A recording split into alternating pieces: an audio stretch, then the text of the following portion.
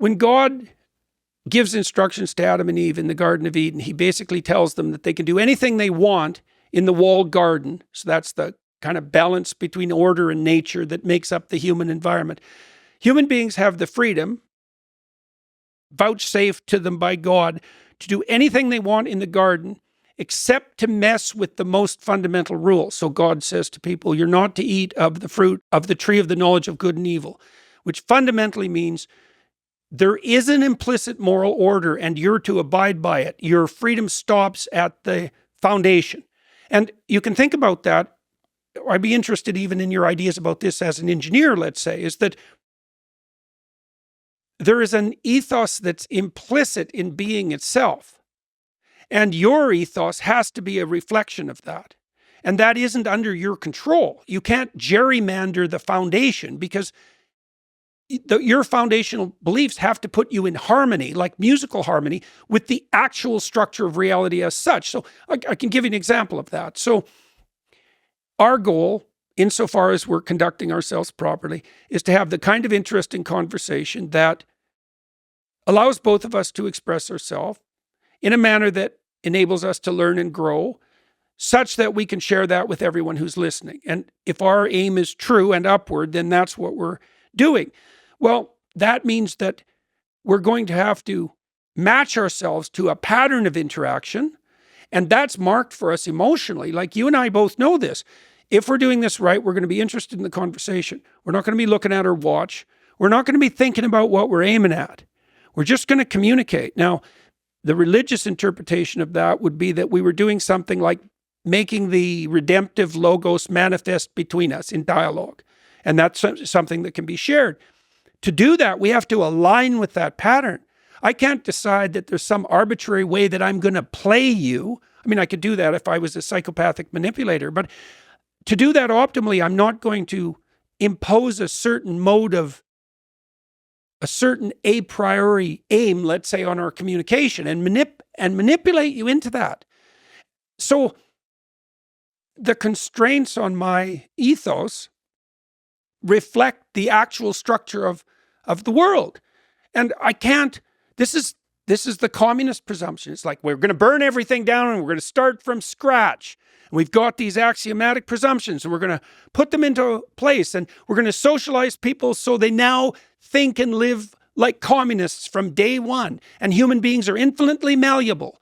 And we can use a rational set of presuppositions to decide what sort of beings they should be. The transhumanists are doing this too. It's like, no, there's a pattern of being that you have to fall into alignment with. And I think it's the pattern of being, by the way, that if you fall into alignment with, it gives you hope. It protects you from anxiety, and it gives you a sense of harmony with your surroundings and with other people. And none of that's arbitrary.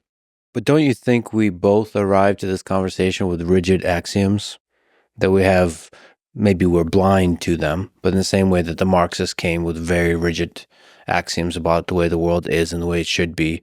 Aren't we coming to that? Well, we definitely come to the conversation with a hierarchy of foundational axioms, right? And I would say the more sophisticated you are as a thinker, the deeper the level at which you're willing to play. So imagine first that you have presumptions of different depth. There's more predicated on the more fundamental axioms. And then that there's a space of play around those. And that space of play is going to depend on the sophistication of the player, obviously. But those who are capable of engaging in deeper conversations talk about more fundamental things with more play. Now, we have to come to the conversation with a certain degree of structure because we wouldn't be able to understand each other or communicate if a lot of things weren't already assumed or taken for granted. How rigid is the hierarchy of axioms that religion provides? This is what I'm trying to understand. The rigidity of that hierarchy. It's as rigid as play. Well, play is not rigid at all. No. It's got a rigidity. There's some constraints. It took me about 40 years to figure out the answer to that question. So it wasn't, I'm serious about that. So it wasn't a random answer. So play is very rigid in some ways. So like if you and I go out to play basketball or chess, like there are rules and you can't break the rules because then you're no longer in the game. But then there's a dynamism within those rules that's, well, with chess, it's virtually infinite. I mean, I think, what is it? There's more patterns of potential games on a chessboard than there are subatomic particles in the observable universe. Like, it's an insane space. So it's not like there's not freedom within it. But it's a weird paradox in a way, isn't it? Because music is like this too, is that there are definitely rules. And there are things, you can't throw a basketball onto a chess board and still be playing chess. But weirdly enough, if you adhere to the rules, the realm of freedom increases rather than decreasing.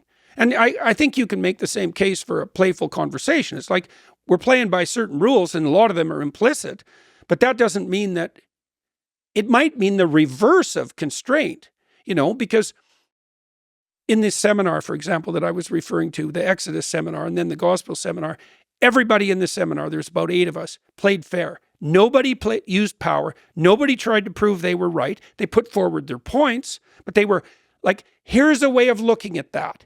Assess it. And they were also doing it genuinely. It's like, this is what I've concluded about, say, this story.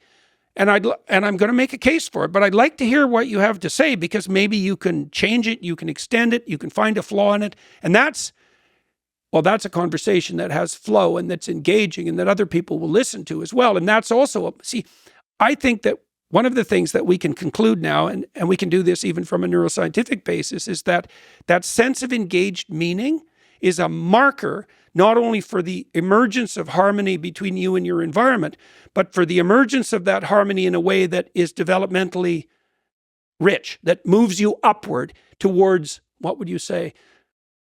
I think towards a more effective entropic state. That's actually the technical answer to that. But it makes you more than you are. And there's a directionality in that.